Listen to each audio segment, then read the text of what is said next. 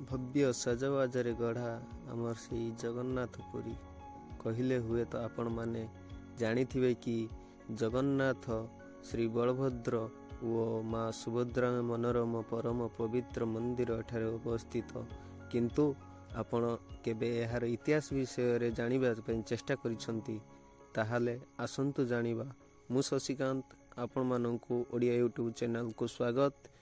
तो पुरी जहाको श्रीक्षेत्र बोली मध्य परिचित यह ओडिशार पूर्व भाग समुद्र तट अंचल अवस्थित यह हिंदू धर्मर अति पवित्र चारि धाम मध्य यह मध्य गोटे धाम। एठारे महाप्रभु जगन्नाथ श्री बलभद्र माँ सुभद्रा मनोरम पवित्र मंदिर एठारे अवस्थित अछि। पुरी मंदिर ऐतिह्य एक ज्ञानबोधक एवं मान्यतार परिचय जगन्नाथ मंदिर को केतेक ऐतिह्य विश्वास और नागरिकतार गुणनत्व सह जड़ित आधार रे देखा जाए। मंदिर निर्माण विषय रे एक जनाशुना कथा रही जे सबर राज विश्वास एठारे देवतांग पूजा करुथिले। राजा इंद्रदम्न एहाकू अधिक पवित्र एवं भव्य करिबा पई एठारे मंदिर निर्माण करने को आगे आसीथिले।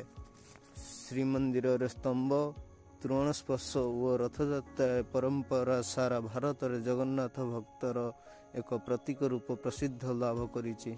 मंदिर शिल्प और रचना कौशल संस्कृति प्राचीनता को तार जनगमाटी सह जागृत करे एवं एठाकू प्रतिवर्ष हजार हजार भक्त वो पर्यटक एठारे आसी थांती श्री जगन्नाथ दर्शनर आनंद लाभ करि थांती। जेते महान ऐतिह्य माध्यम मध्य रही तेबे जगन्नाथ पुरी हिंदू धर्मर एक प्राणस्थल भाव लोकंक भक्तिर प्रमाण अटे।